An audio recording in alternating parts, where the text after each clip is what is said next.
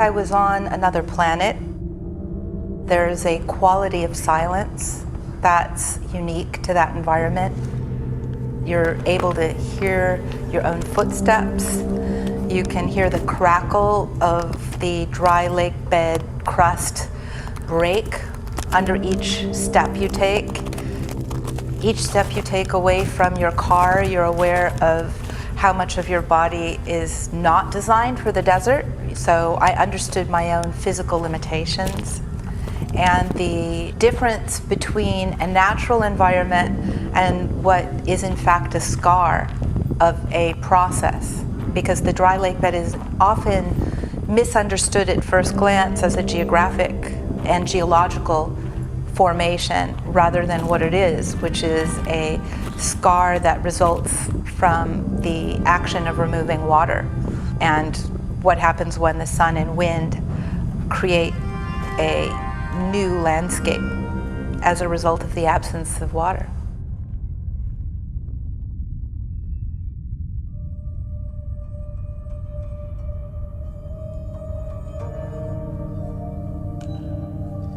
The Intermountain West, which is the area that this project really focuses on, silver and water, is the territory geographically between the Rockies and the Sierras. The west of the United States was a series of magnificent cascading lakes that stretched all the way from the Sierras to the ocean. And one flowed right into another. So it was a paradise.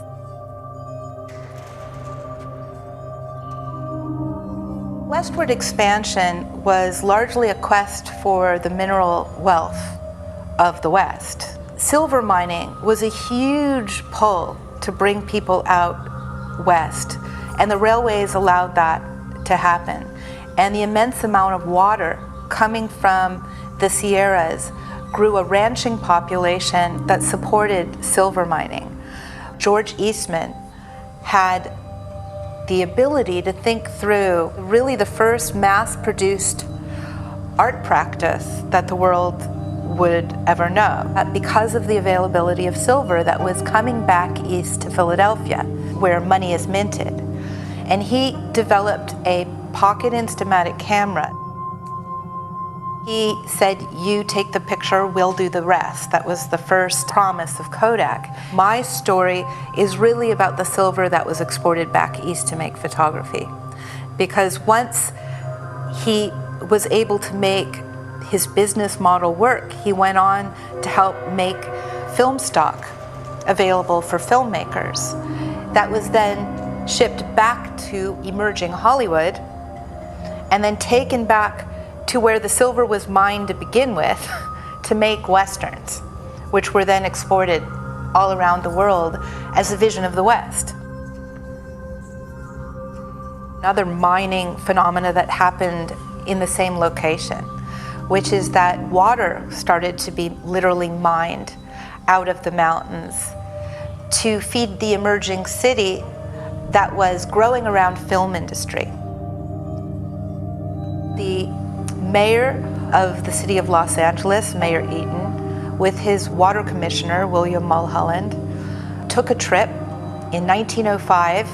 They very quickly conceived it was possible to move water from the mountaintops where the silver is coming from to Los Angeles simply by gravity. They were simply able to use the mule packing industry, which serviced all the mines from all the ranches, to construct an elaborate series of tunnels and pipes that stretched all the way from the tallest peak in the Americas at Mount Whitney to the Cascades here in Los Angeles in 7 years. On November 5th, 1913, William Mulholland and Mayor Eaton opened the water at the Cascades with the famous short speech, "There it is, take it." It was an incredible feat, actually mind-boggling. That single feat of moving water 240 miles away through a gravity feed has literally redefined glacial time. So that portrait I gave you of interlocking lakes that stretched between the Rockies and the Sierras was absolutely changed into the contemporary picture of the West we now know by the emergence of the LA Aqueduct. Owens Lake has been acknowledged by the Environmental Protection Agency as being a carcinogenic catastrophe. The people who planned the LA Aqueduct had no way to know that. They can't be blamed for the fact that arsenic from the dry lake bed is floating around the universe, but it is a problem that we now need to resolve. The work that I'm doing with the studio in many ways can be seen as an act of reconciliation. It's about being present and accountable as witnesses to and storytellers. The world of Mulholland and the people who brokered the LA Aqueduct is gone. The world that will emerge has yet to be born. Since 2005, what's really guided my actions is the notion that artists must create on the same scale that society has the capacity to destroy.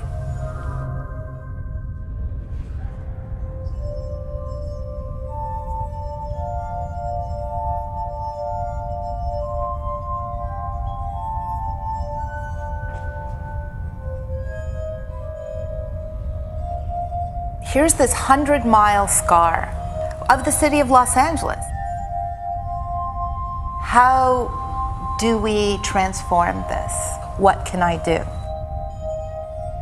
I said, well, it's got to be sound. What is the sound of transformation?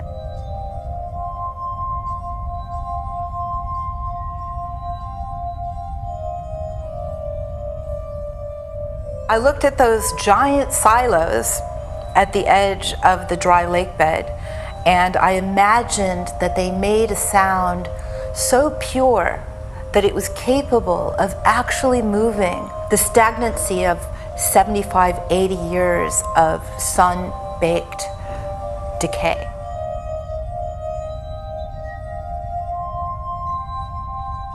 So the impulse was to create sound and then communicate it through film.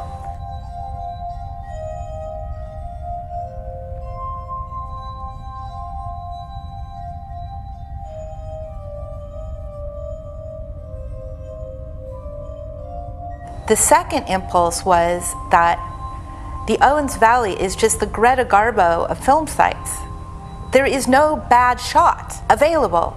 So I had these three ideas. The idea of a transformative sound. I had an idea that film could be the vehicle to deliver that transformative sound. And I had the idea that filmmaking as a process could catalyze a community into a new situation.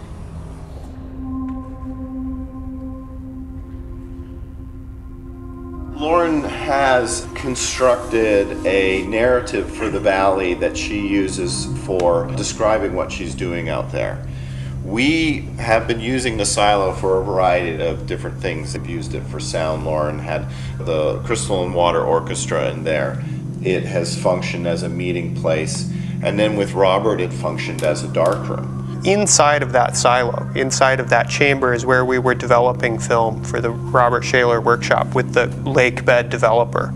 And it was inside of that silo that we had the first conversations about the indexical image. And poetically, it's fitting because the silo actually used to hold lake bed. That's where they were mining trona.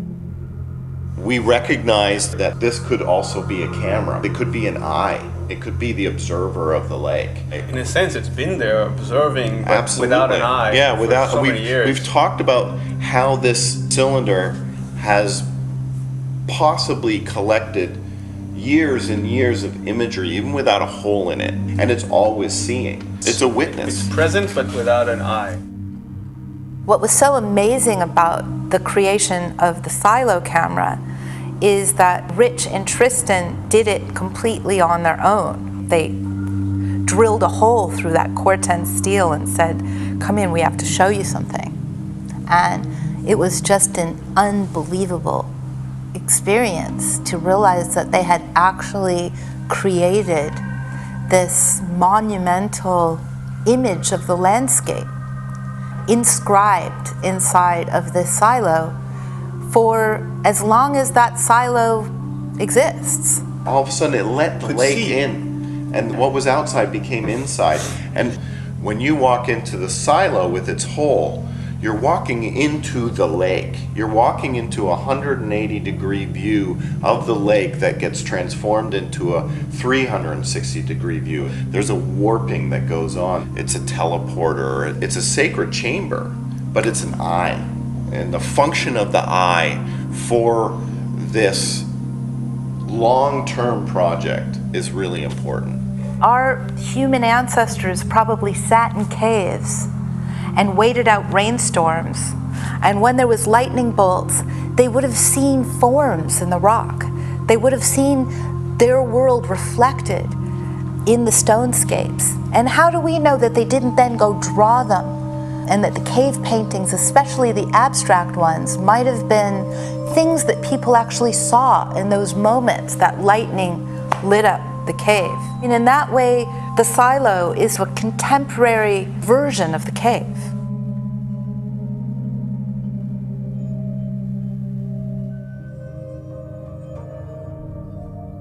I had this kind of lightning bolt where I realized all I would really like to get from this whole process is one tiny piece of film that is actually made of the valley, by the valley, about itself. So the entire thing would be made here, and we would really know about the economy of this gesture. And it would really talk in some analogous way to the construction of the aqueduct. So to go full circle, it took an extraordinary act of determined focus to take 7 years and move water from Mount Whitney to LA. I'm on my 5th year. And my quest has been to make a single frame of film whose subject is the Owens Valley, and in particular, those silos. In 2010, Lauren described this vision of making a photograph of the landscape out of the landscape, what we came to call the indexical image, this idea of this direct representation. It became clear that in order to do this, the photographers had to, in a sense, enter the camera, step through that barrier.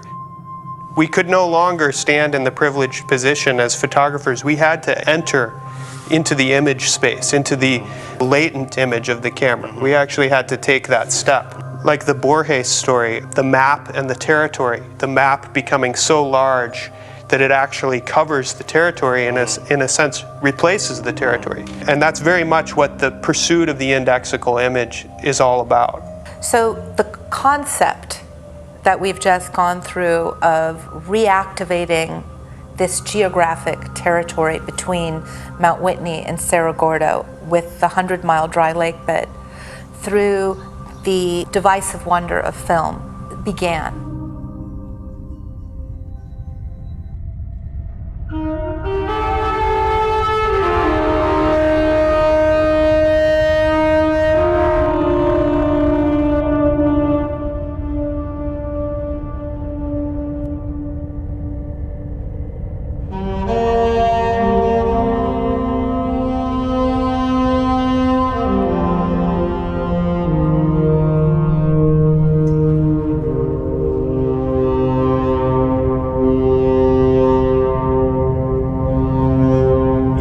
Vision that Lauren had, this pursuit of an image made out of the landscape. The first element, the first ingredient in a sense that was made was a developer. Lauren had seen and gone to this workshop with Robert Shaler in Jamaica where she saw him develop 16mm film out of coffee. So she approached Robert and said, "Do you think you could make a developer just out of the landscape, out of the dust of the Owens Valley.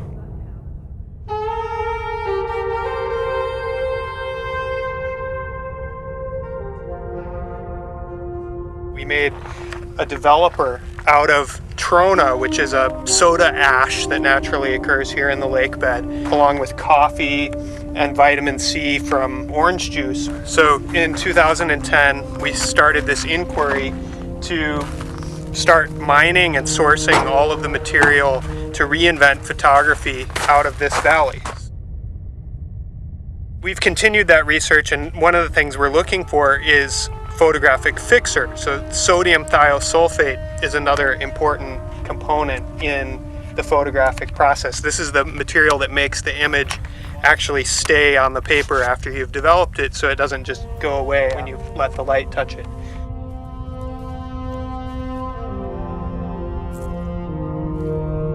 It's sulfur rich out here. All around the lake are these hot springs that are bubbling up sulfide rich water. This is just a chemical soup out here. Millions of years of evaporation has put so much chemistry coming out of both of the mountains on both sides, running out and filling this lake bed up with everything. It's like a periodic table of elements. And that was a discussion that we had with Robert. Mm-hmm. Robert and the three of us sat here on the edge of the lake and surmised that most of the stuff that we need must be out here.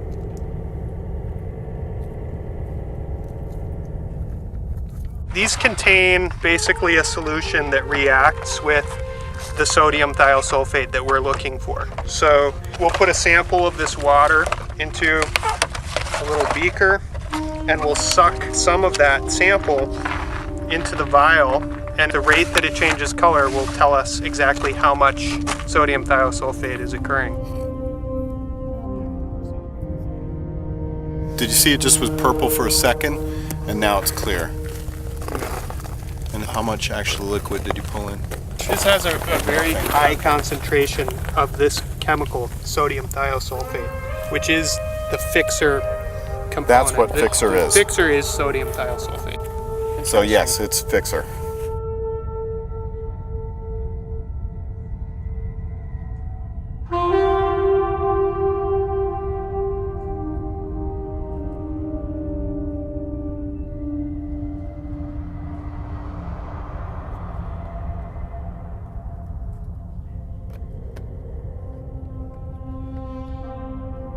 Tested all the different springs all the way around, and the results were absolutely not what we were expecting. We found a very concentrated pool of sodium thiosulfate, which is at the end of the road here. And when looking at the satellite map, we realized that the pool was red in color, and that triggered something in my memory from when I was doing all of the research on the geochemistry of this lake. And I was reading about sodium thiosulfate metabolizing bacteria, which are red in color. So one of the theories that we have at this moment is that these pools that are red may actually be the pools that are the richest in sodium thiosulfate, because the bacteria are basically looking for the same trace element that we're looking for.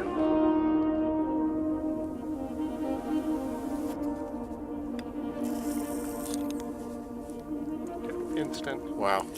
See the difference? Yeah.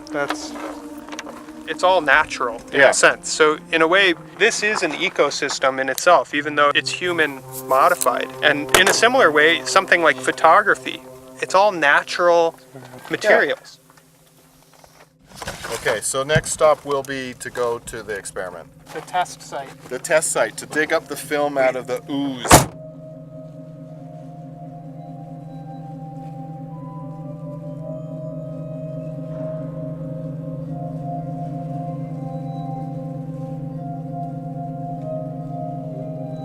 So we have a few experiments going here. One of them, this little cairn, this pile of rocks here, we have some film buried under there. And we basically just laid that in the salts here to see how the film will react with the chemistry. And it's just an undeveloped piece of film. Where is the film? That's it.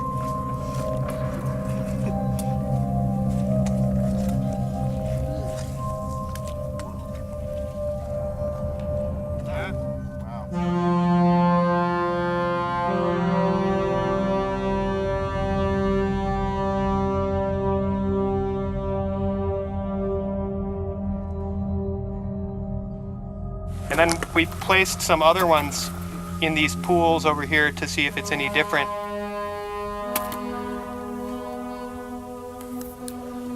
So this is a photo of the lake. In a way, this is a chemistry yeah, photo. in a way what this experiment was about was just making a pure chemical image. If we could just not expose an image at all, but just see what the natural chemistry, not even thinking about developer and fixer, this is just seeing what the lake itself will do to film. You can see the oil slick kind of iridescence.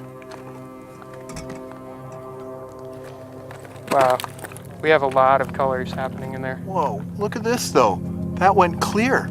Yeah, completely. That got stripped. That's awesome. That is so awesome. I love that though. That's wild that that even happened. You're right, that's totally clear. Yeah.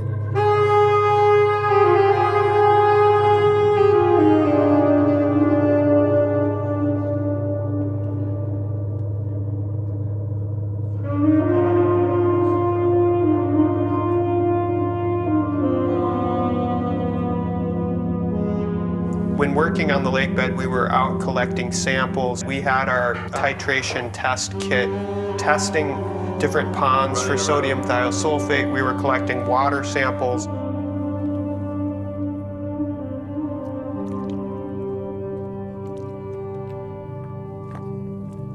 So really quickly, as our experimentation continued, the laboratory kind of fell away. And now we're becoming more interested almost in just letting the lake bed be the laboratory that it already is, using the different ponds, the pools that are already there of the brine lake to be our developing trays, and just seeing the natural native chemistry.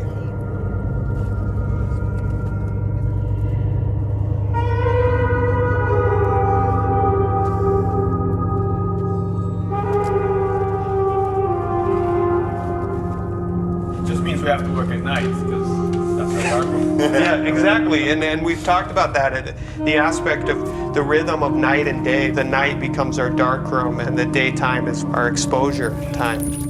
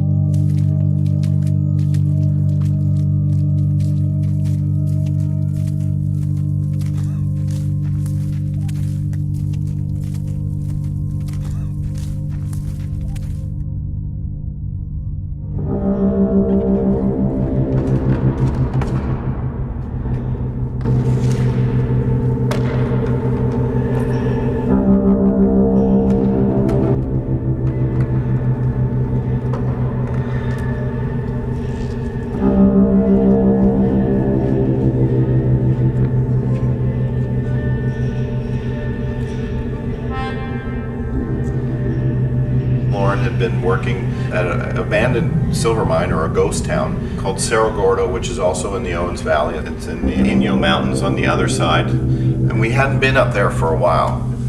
But when she saw that silver was a component, she was like, the silver mine, we have to go back to the silver mine. You know, that's the third element in the production of photography.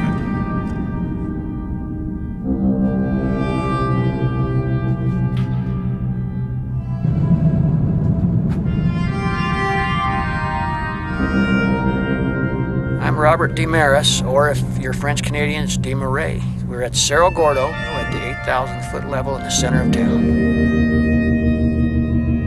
Cerro Gordo basically was founded by 3 Mexicans in 1862. By 1865, they got serious about mining. But there was a guy named Victor Beaudry down there at Fort Independence who had a store there. He saw the Mexicans bring these nice bricks of high-grade silver, copper ore down there to the smelter. He thought, you know, I ought to take a look up here. So he came up here. There were 700 registered claims up here, like an anthill. People running around everywhere. Both furnaces running 24 hours a day. Everything from, of course, the galena silver, limestone, marble. And in the teens, they found some of the richest zinc in the United States from here. They said in one of the mining reports that on a good day, $5,000 worth of ore would come out of here. And supposedly $17 million worth of silver, which translates to $500 million today.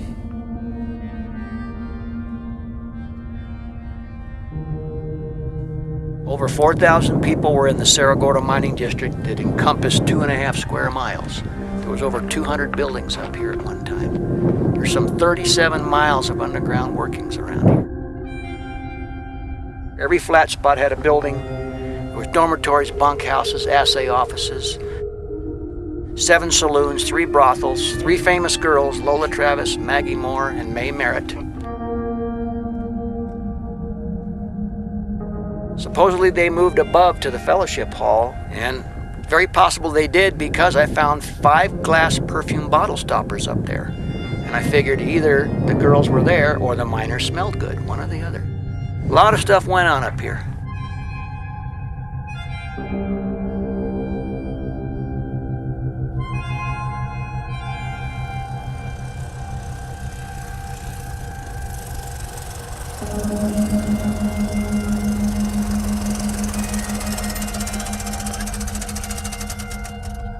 The metabolic group with Valley Crest did an unbelievable restoration on the hoist house. That building was going to fall apart, and I was shocked when Lauren came up early in the summer. We met up at the hoist house. I was casting silver buttons, and she said, I'm going to do the project. Next week, here comes 3 tractors and 2 trucks full of workers. Hey, we need a key to the gate. And I'm sitting there totally dumbfounded. Wow, you know, this is going to happen.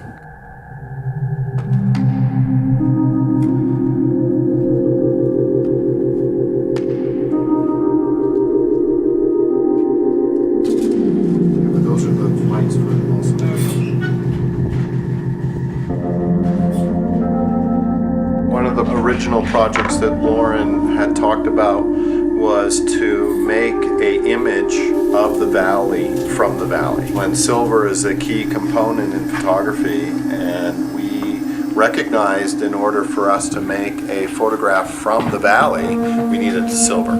Check this out, Robert. Like this. Feel that. Wow, that's a gorgeous plug. That's 999 silver. Yeah. And you've got some good silver product in. So in our photography, we're using photographic fixers. So the silver in the film is what makes the black. You know, in a black and white photograph, the black is pieces of silver. When you fix an image, the chemical that makes the image stay, silver gets dissolved into that chemistry. And that's basically photography. You have a light-sensitive film.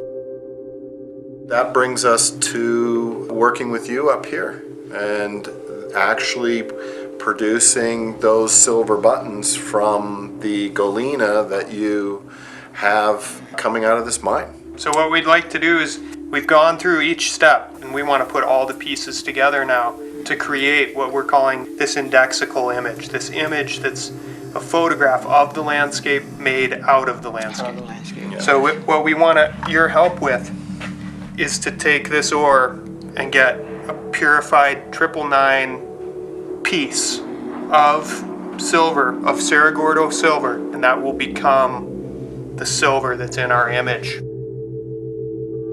The indexical image is about the Owens Valley and the landscape, but it's also about the studio and Lauren and all of us, this larger involvement in the relationships that exist here. You know, the fact that it's not just any silver from Owens Valley, this is Cerro Gordo silver.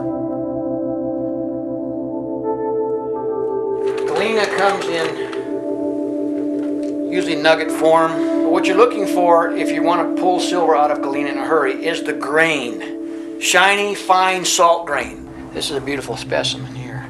The finer the grain, the higher the grade. And what you need to do is crush it small as you can in the first place, and then put it in your mortise and pestle and grind it up to a powder. Pour it off into your crucible. Mix it up. You need to put a flux in it and stick it in the furnace at a certain temperature. It will get up to 2,500 degrees, which is a little more than you need. I usually run this between 22 and 24, and you can tell by the color eventually what it looks like. When it starts to smoke real good, around 2,200 degrees, you know it's getting ready to go.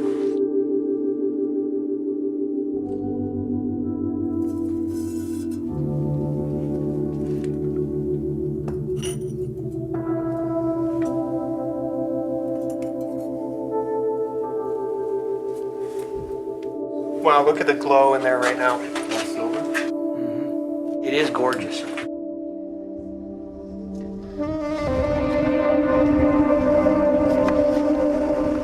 We've been watching shipping containers pile up in the port of Long Beach, and the real question is, how long will global trade be the dominant way that we exist economically in the world? Why are we importing things that we can make at home? It was the perfect poetic construct to marry the notion of the dry lake bed with this potential chemistry for photography, with the space of a camera, which is an empty shipping container which might contain nothing but image, nothing but the likeness of the world that you're passing by.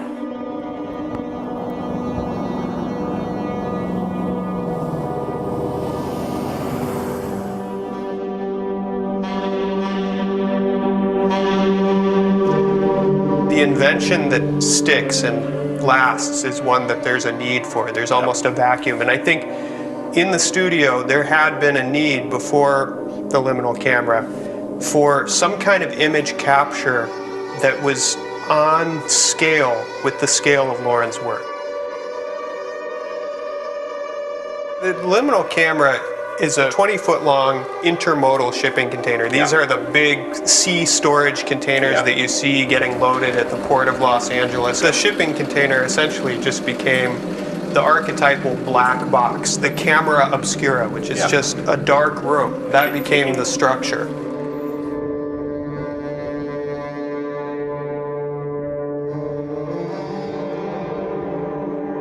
Liminal, it's sort of a state of in-between, of transition, liminal state. So when you're in the camera, you're here, but you're separated from this situation. You observe it, and you're not even observing it, the image, you're not even observing it in the right way. It's upside down. We've got 8 solar panels on the roof of the camera, lining the entire roof, and they're connected to a 1500 watt industrial inverter and a battery bank.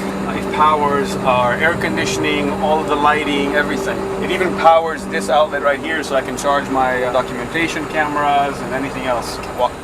This is our camera for inside. This way I can see what's going on in real time, see what I'm doing if I'm backing up. And then of course I can see what the camera is aiming at with this connection. I can see this on any computer, my iPhone, and we also have a link so you can actually watch this on the internet. So you can watch us work in New York while you're sitting in your living room in LA.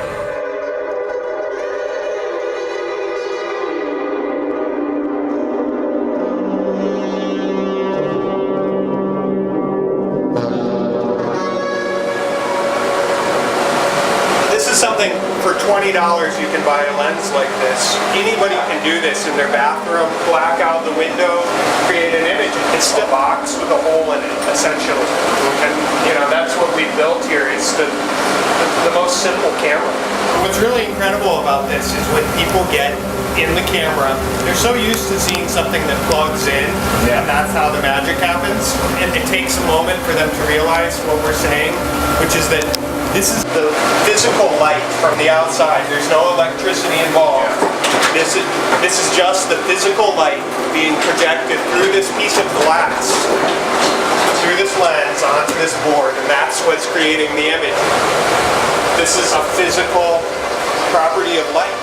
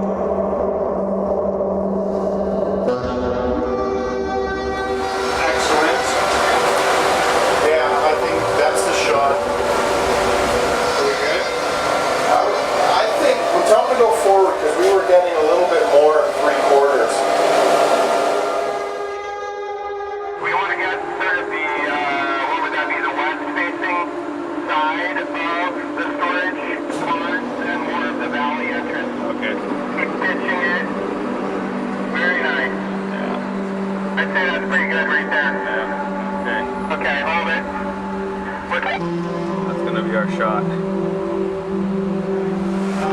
So let's stabilize, and we'll start pulling a test strip in here.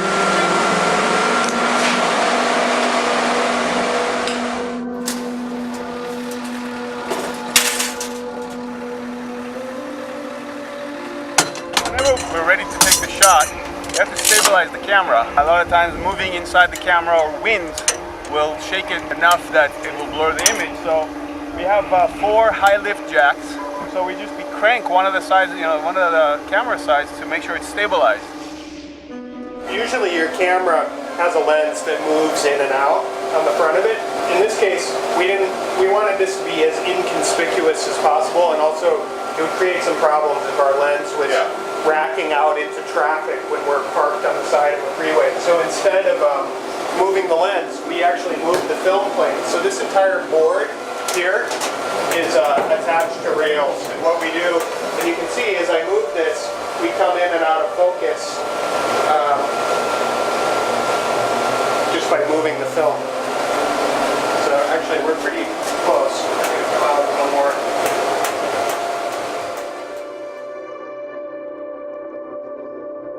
I like to call the liminal camera a device of wonder.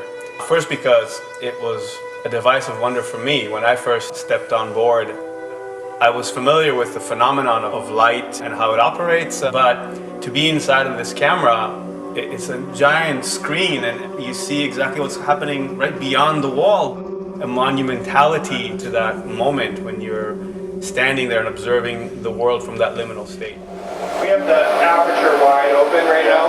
We're going to stop it down to get quite a bit more depth of field. So how many stops do you want to go down, Rich? I think we should go pretty far. Full down? Yeah, it's right. This will be a very long exposure because we're going to go way down. We're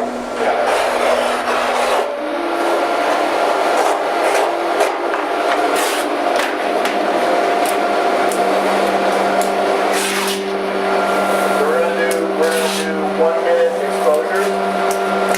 I think so. I think that's going to get us to the ballpark. We could do 30 seconds. Why don't we do 30 seconds?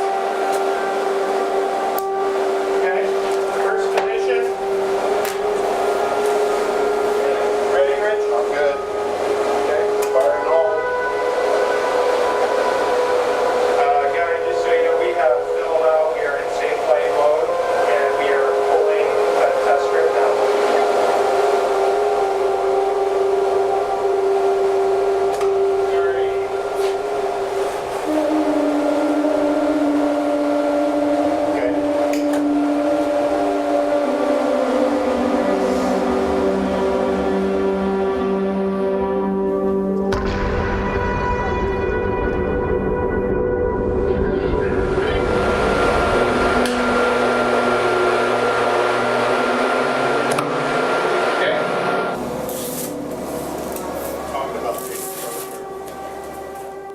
The camera is not only the camera taking the photos, it's the lab developing the photos. So it's a self-contained, deployable film industry unit.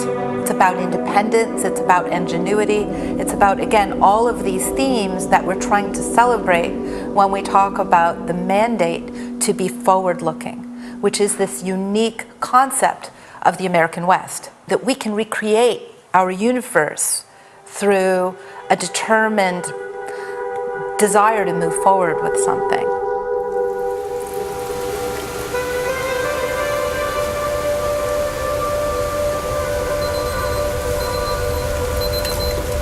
Okay, let's take a look. Paper away? Yep, paper away. Okay, let's go out.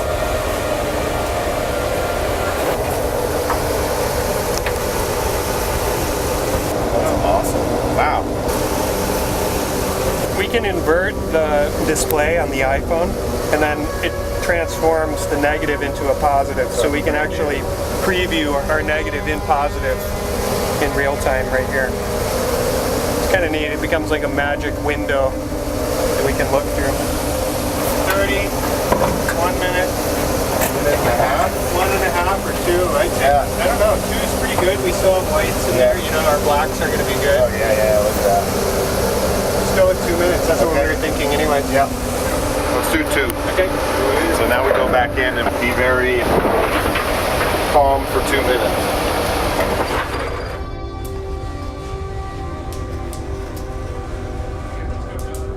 What the liminal camera does best is remind us that the photographic image is a real thing. It's not a likeness of something else. So what we lose sometimes with the digital era is that there's a physical absence when you have a digital file. Go. Okay, everybody stay clear from the view of the camera. The lens is open and we are exposing. But the liminal camera is its own thing.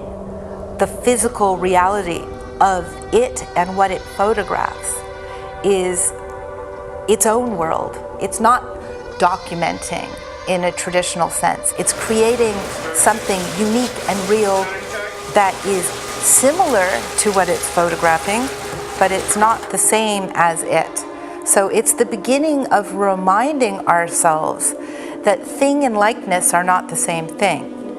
In that regard, it's a great tool to communicate what's going on, because the images that we're making with the liminal camera have so much presence in and of themselves that they demand that you as a viewer enter them, come to them, not just see them, but you are required to complete them.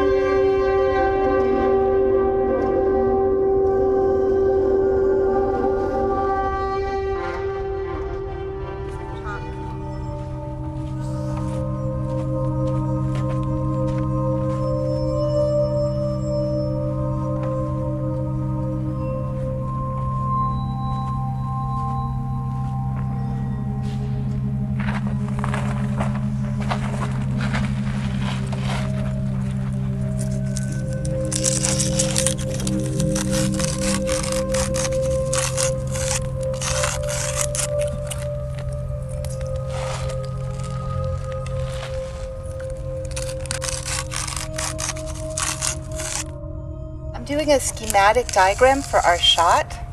So here's the silo. Here's the lens of the silo, which is going to let light come in, and we're going to make a silo cam portrait of the liminal camera. So the camera is right down here. We're looking at a moment where the indexical cameras are all reflecting one another at the same moment in time. We're talking about this idea of how our participation today is making of a Western. And what the Western was all about is the idea of a reinvented landscape for export to communicate to the rest of the world what the West is about. So today we're reevaluating what filmmaking is for the West, because it's no longer simply about the entertainment industry here. It's about allowing this landscape to reinvent itself around a new notion of filmmaking, where the landscape material is being used to create a photographic image of, in this case, people here to make a story about it.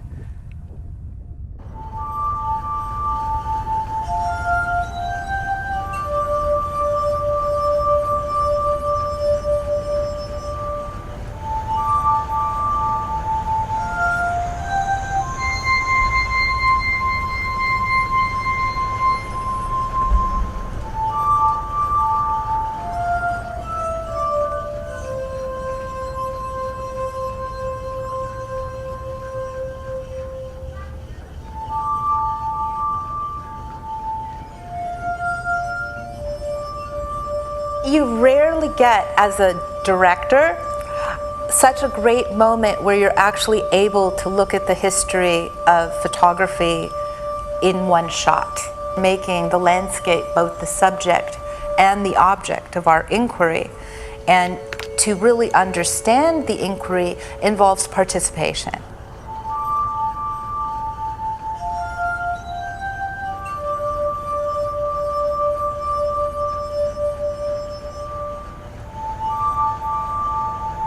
The liminal camera and the silo cam have very different processes of working. It was an extremely complex series of shots that we took, which I found really exciting.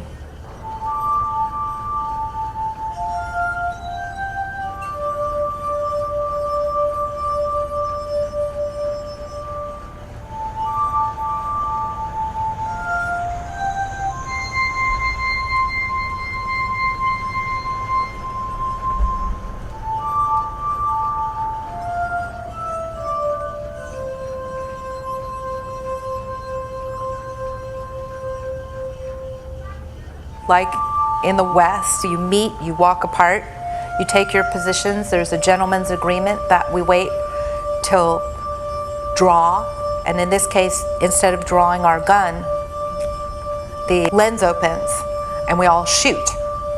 And it lasts for a moment and then it's all over. End of story.